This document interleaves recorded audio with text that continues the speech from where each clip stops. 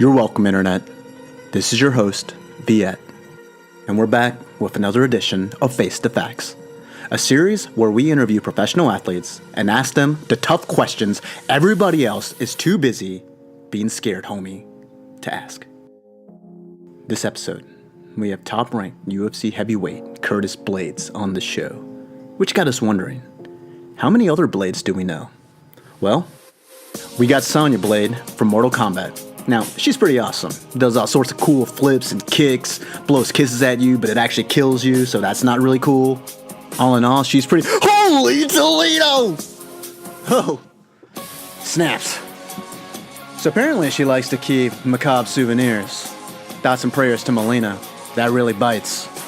So, we also just have plain Blade. Badass half vampire dude from the Marvel Comics, kills the ish out of vampires. The comic source was turned into a fantastic movie starring the legendary Wesley Snipes that... Wait, did it only get 45% on Metacritic? Wait, guys, was Blade actually bad? Well, that's only because the world isn't nice. We also have Blade Runner and the remake Blade Runner 2049 starring Harrison Ford and Ryan Childgoose. These were definitely universally liked movies about a future where police officers known as Blade Runners hunted down bioengineered beings known as replicants and basically retired their ass, also known as killing them. Side note, the original was actually set in 2019, so you better keep your eyes peeled because something might happen. I don't actually know what. I kind of fell asleep watching a movie on a flight. We also got the Blades of Mamora, allies to Voltron, who happens to be the defender of the universe.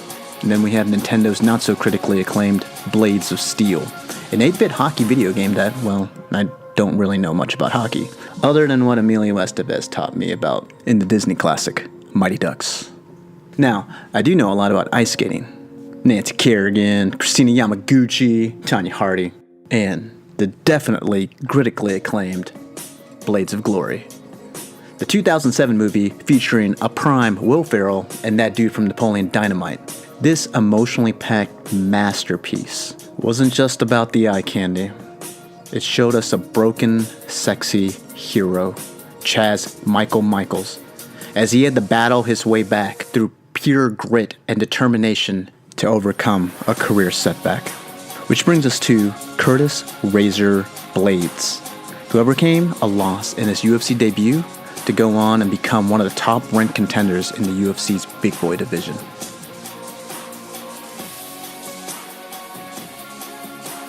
Let's just get it rolling. I do appreciate you taking the time to do this with us, Curtis. It's a pretty exciting time for you right now. Yeah. First of all, happy. Yeah, I want to congratulate you. Harley is precious. I saw the videos that you posted on Facebook. That's a big. Thank you. I appreciate that, man. Yeah, big congrats to you. How's it feel? How's it feel to be a dad? I mean, right now it's not that much different because she doesn't really do a whole lot. I only play with her for like an hour or two, and then she's either eating or sleeping. But I mean, it's weird to look at a smaller human being that looks like you. I bet that's a trip. It's a trip. So, I mean, you're a dad, but you also decided to be a professional athlete. So, like, no dad bod yet, right? No dad bod yet. Well, we're seriously also happy for you. I know the fans are super happy for you. You're one of those guys, we know you put in the work, so it's cool to see things working out for you. I know, it's good to see that good things come to good people, too. I think sometimes we see assholes get rewarded, Yeah. And yeah. I mean, yeah, it feels good to be rewarded for all the hard work, But then again, like you say, you do see a lot of people with, I guess, the alpha personalities. They have been getting rewarded of late, so it is refreshing to see the hard work still matters. I think it's good for all of us.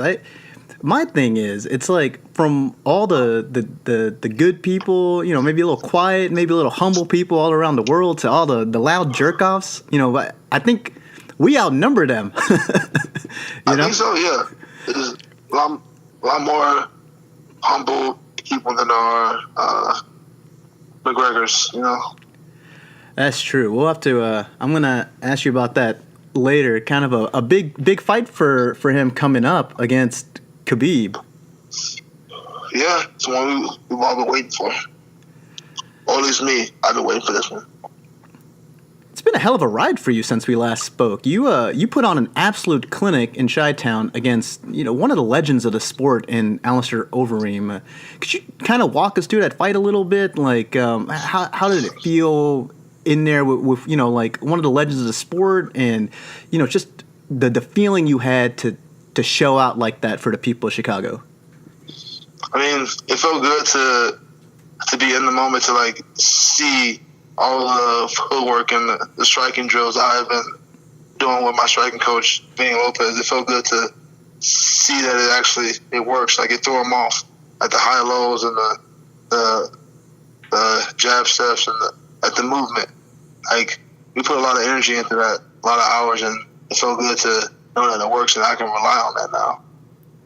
And beating a legend like Alistair in my hometown of Chicago is really hard to describe. It felt great, for lack of a better word, but it's a memory I'll have for a long, long time. I won't ever forget how I felt that night.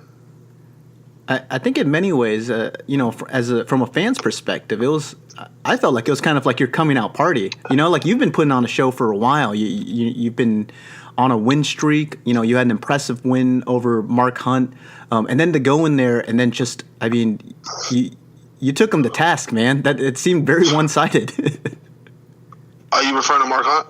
I'm talking about both fights, really. I was talking about Overeem, but you looked impressive against Mark Hunt too. A little bit of a different fight for you, Mark Hunt.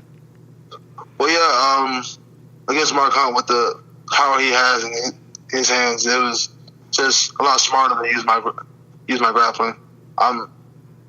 As we saw, I'm a much better wrestler than he is, and I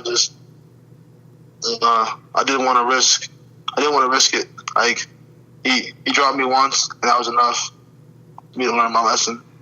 Yeah, those so his power is the real deal.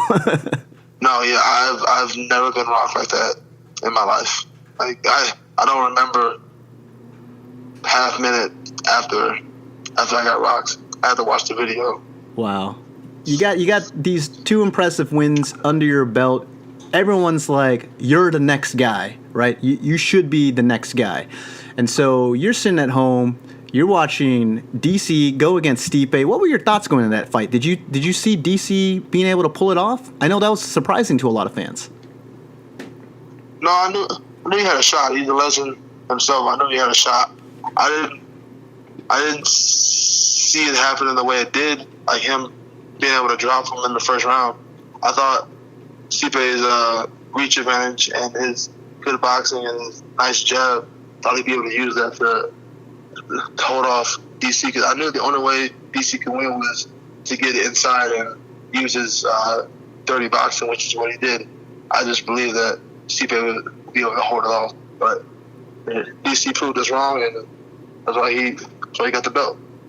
Do you think Stipe underestimated him a little bit, going up a weight class? I mean, I guess DC has fought at heavyweight before, so. No, yeah, I don't think he underestimated him. I think it happens when both guys are that good. That can happen at any moment, and it's like with Rose versus Joanna Jędrzejczyk. Like, Rose dropped her. Like, we didn't think that it would happen like that. I believed that Rose was going to win, but I didn't believe it would happen like that. And that's how it goes. When both fighters are that good, there's always a chance of the flash knockout. Walk us through it. Like, how in touch are you with the UFC brass? Did you know going in that Brock Lesnar was going to get the next title shot? No, I was just as surprises everyone else. But when I was there, I saw Brock was next to Dana White in the front row, and I kind of had a feeling. Well, I know you've been. I wouldn't say out of character. I think you had every right to kind of stand up for yourself and sort of call out the UFC a little bit of kind of making a mockery of the sport, and not, it should be a meritocracy. It should be the best fight the best. You climb up the ranks like you did. You beat the best. You get to fight the best. You earned your title shot. Why is a guy whose last fight was 2 years ago and he got caught for steroid use afterwards, so it doesn't even count? Why does that guy get to jump the line? He's unranked. And I think that a lot of fans agree with you, but I guess the good news is you got the other fight. I know it must feel like a consolation, because you probably, I know you really want that title fight, but it's got to feel pretty good to get to run this one back with Francis Ngannou.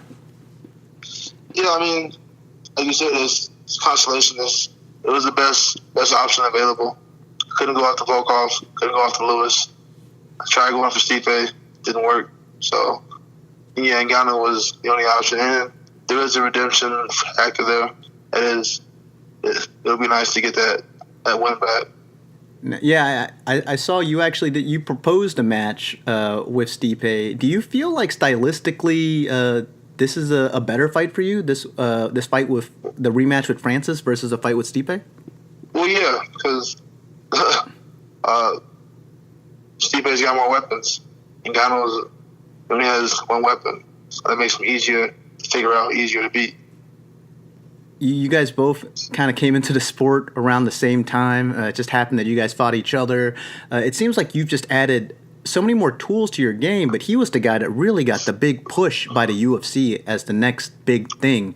And he has a better physique than me. I get it. Boy, did he look awful against Derek Lewis, though. That was one of the worst fights of the year, probably. I agree. It was not a good showing. It didn't look good. What do you think was up there? What do you? He looked really tentative. He looked really passive. He said he felt pressure from the last loss, and it prevented him from believing in his power and believing in what made him a dangerous fighter. So he's already explaining himself, and hopefully he's gotten over that. I would like to go against the best version of himself, so that way people aren't able to devalue my win. You kind of start off your UFC career. You took a loss to Francis, but you seem to be able to overcome that. Is it just? Do you think it's different with different people? Is it just like a mental block with some people? I think it seemed like that loss really hung over his head. What does it take as a fighter to kind of get over, like a big loss like he had to Stipe and just go out there and perform? You have to analyze the problem. You have to be able to step back and see, why did I lose? He lost because of his wrestling. So what he should have been doing was working with a high-level wrestling coach and working on that. And he lost also because of his conditioning. So he needed to get a new conditioning program or a new conditioning coach. I don't know.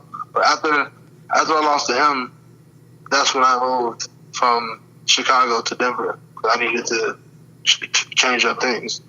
Obviously, what I was doing at that time, it wasn't enough to beat a guy like Ngannou. So I knew I had to do things differently, and that's why I moved. That's why things have gone different. You can't expect change in your performance if you don't change your preparation. You've been a bit of a globetrotter. You got to go over to Australia to fight Mark Hunt. You're going to get to travel the globe again. You're going to be fighting Francis Ngannou in Beijing. Have you ever been to China? No, sir. So it'll be the first time. It should be a fun little trip for you. Yeah, every trip is a new experience. I went to Portland. That was fun. I went to Houston, even though I already have family there. And I've already been to Houston. That was fun.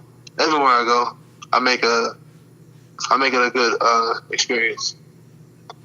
You know, like I said, you did bring up your you filed your complaint against the WWE Universal Champion, one Brock Lesnar, who, as we've said earlier, he has a more than a 2-year absence and a UFC anti-doping policy suspension that he still has to serve before he gets a title shot. In your words, Brock is juiced to the gills.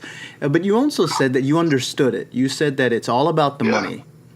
I get it. But my question is that actually true with Brock Lesnar? Is he still a money-making machine? I feel like he was Obviously. like 8 years ago. Do you think that the UFC is kind of, are they misjudging his value? No, he brings in money. It doesn't, the logic behind it doesn't make sense, because you would think you want to watch a fight where you don't already know the outcome. But people enjoy seeing a human being of his size and stature go in there and lose. They just like to see him without a shirt on. People like his muscles. I don't know. But he is a big draw still. People are going to watch. I will not deny that. Hell, I'm going to watch. I'm going to watch even though I know the outcome. I'm going to watch. I see very little chance of Brock Lesnar beating DC. Me too. I feel like it's a little ill-advised. It's, you know, as the fans we call it the casuals. You know, like UFC trying to capture the casual market. And I just, if you look at their best pay-per-view, yeah, Lesnar's on there, but almost all of these fights were from like a decade ago. And then the new biggest fights are all Conor McGregor, but he's his own sort of like star, his own mechanism.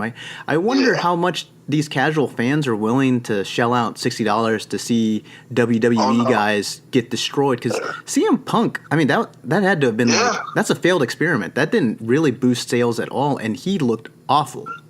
But Brock Lesnar has bigger muscles, and he has a tattoo on his chest. Right. Well, yeah, he does. He does have the giant sword on his chest. People love that.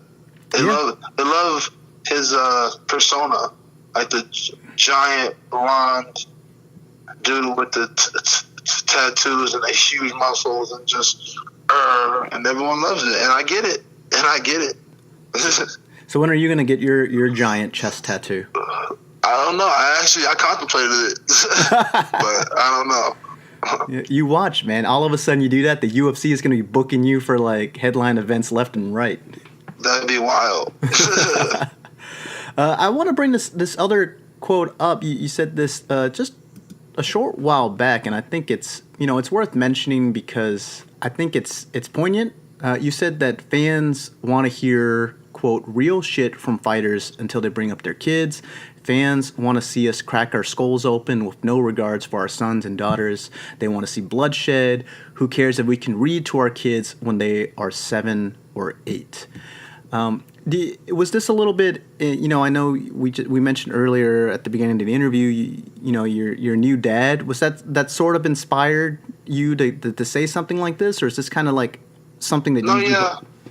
I think about the future. I think about like, I want to go to my daughter's prom. I want to go to the father daughter dances. I want to help her write about. I want to do all that stuff. I want to remember it, And the reason I brought it up was because people give me shit for my style of fighting. I'm like, bro, I'm sorry that I want my brain intact and that me using my wrestling because I'm so good at it. It's the best way to do that. And I can still win fights. Like, it's a win-win for me. So I apologize if I'm not bleeding enough for you guys, but I have a daughter to think about. That's all. That's all. Like I said, if people don't want to agree with me, they don't have to. That's the beauty of being an American. You can have your own opinion, and you can give it. And if people don't agree, okay, it's dead. It's a weird standard that we have for fighters in that we expect greatness. We expect you to get the W. We want to root for winners, but at the same time, we want you to put on a show. Yeah, they want it to be a certain way. And, like, there are guys that do that. They're the Gaethjes of the world. But he don't give a shit. Like, he'll do whatever. He's going to go out there, he's going to put on a show and most likely win. But he takes a lot of damage, yo. And he's a great fighter, but he has great wrestling. And he doesn't want to use it.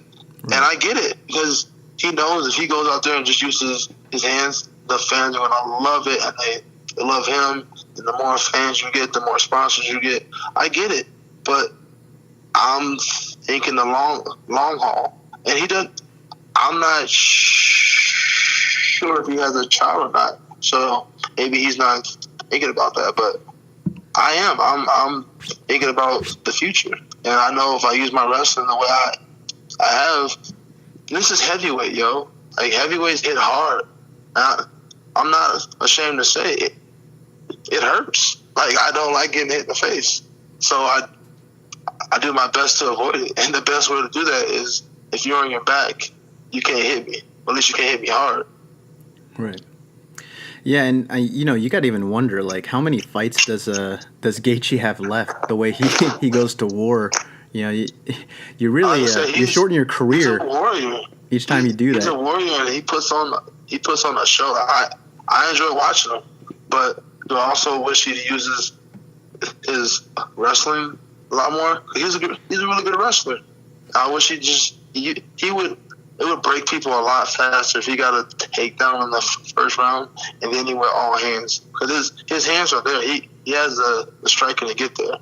It's just, there's an easier path. But that's also his decision as a man. That's a lot of guys' decisions. Like, there are lots of guys who don't mind going out there, who don't understand it, and they're banging. And maybe I'm in the minority, that I choose to rely on my greatest asset, which is my wrestling. No, I think that there have been many great fighters that have been criticized by that.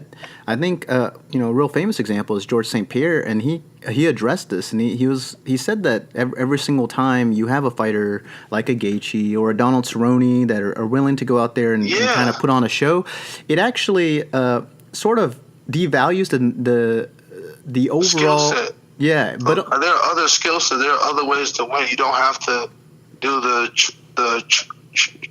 Chuck Liddell just standing and bang. Like, there are other ways, and like he relied on what was his best skill set.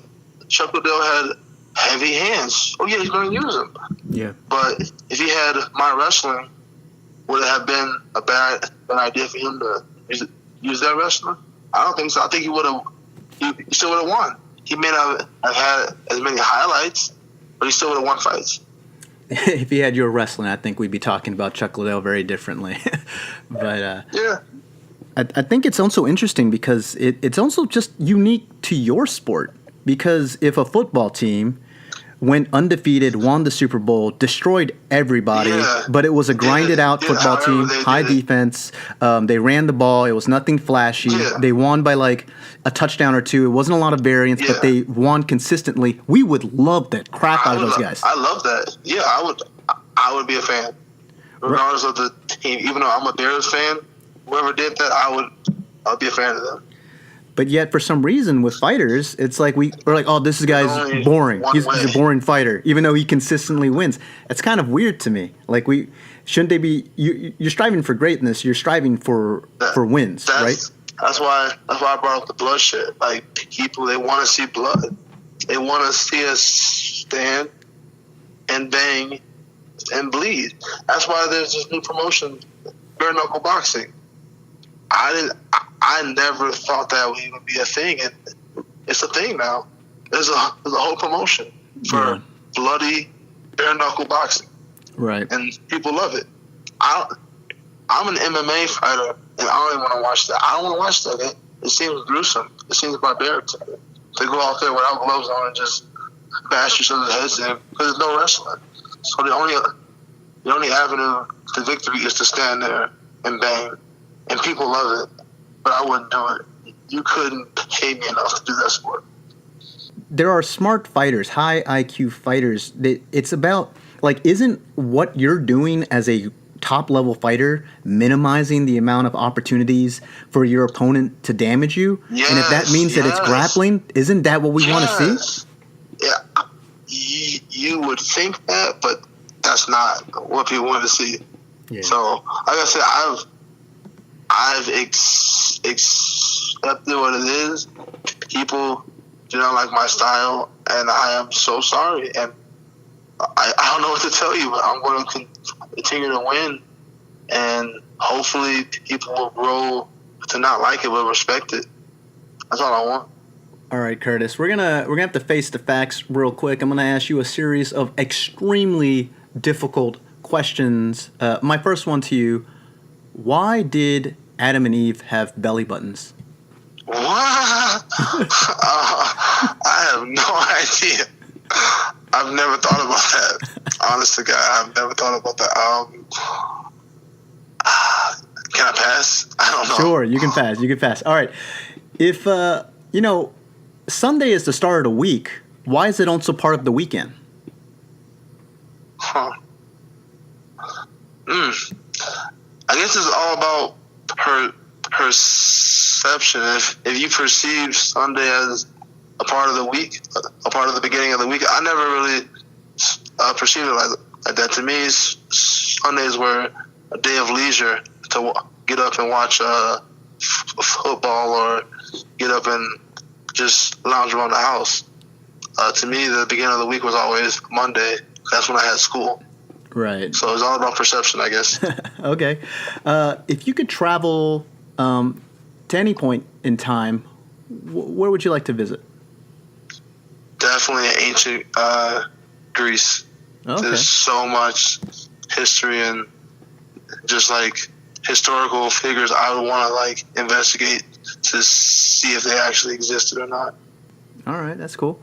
What is considered universally as a terrible movie that you absolutely love? Shoot. Oh, Machete.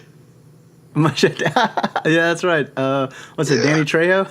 Yeah, I like the random bloodshed. Would you rather be the greatest athlete that's ever lived or the smartest person that's ever lived? Ooh. Another one. That's about perception. What do you value more? Mm-hmm. What do you think is going to stick longer? Albert Einstein, he's going to be remembered for a long time. I think I'll go with the smartest. Okay. If you had to give one up forever, would you rather give up coffee or alcohol? Alcohol. Okay. Not much of a drinker. Well, that's probably good for your sport. It's probably not a good habit to have. I mean, in general, for like just everyone, it's not a good habit to have, but probably especially for professional athletes. Don't get me wrong. I do drink like after fights or after like one of my roommates has a fight, but only special occasions. Yeah, you have to, though. Celebratory, right? Yeah. All right. You know, like when you go to a stadium or a movie theater, you have like these armrests. Which armrest is yours? Is it the left side or the right side?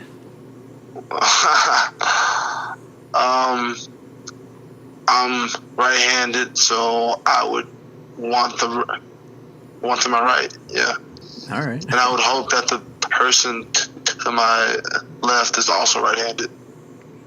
Well, here's the thing, Curtis. You also happen to be a professional mixed martial artist in the UFC heavyweight division, so they'll probably let you take both. They'll probably let you take both.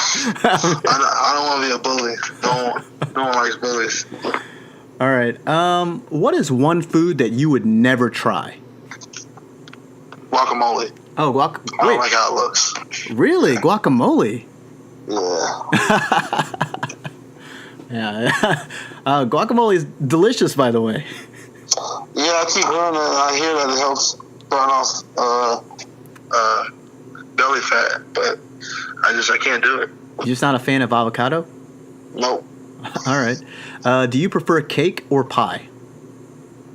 Pie. I don't eat cake at all.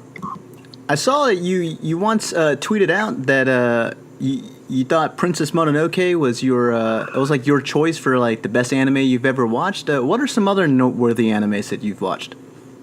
Howling Castle. I've watched. Have you heard of Inuyasha? No. That was a cartoon series, but it made a bunch of movies.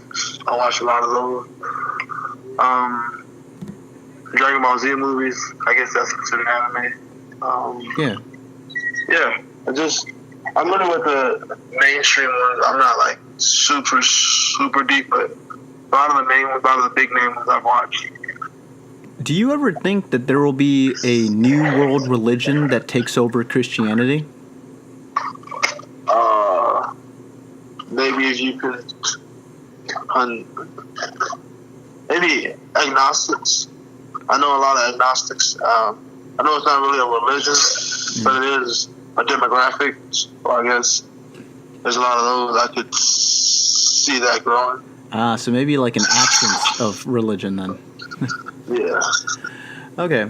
So, you know how like in fictional worlds filled with talking animals, like in a movie like Zootopia or on a show like BoJack Horseman, where the world that they live in is filled with animals, what meat is everyone else eating? I have no idea. Maybe it's all tofu. It's all tofu. Because like that would be really messed up. Like, yeah, how would that work? If you're like sentient, they're like, nah, you're tasty. That's why with those movies, you just have to. You can't really analyze it. You can't overanalyze those. You just gotta watch them. You're an athlete. You have to grind it out. You know, exercise, dieting. But I think in general, as humans, we're quite lazy. If we all had the gift of flight, do you think we wouldn't use it because we would consider it exercise? Huh. Maybe. I don't know. Like, if you think about flying like it is, but like you have to swim or you have to run, I guess it would be exercise. But sometimes it would come in handy, like if you were high up and you wanted to get down really fast. And my last question to you, Curtis, if you could shake a magic 8-ball and you can get the absolute truth to just one question, what would you ask the 8-ball?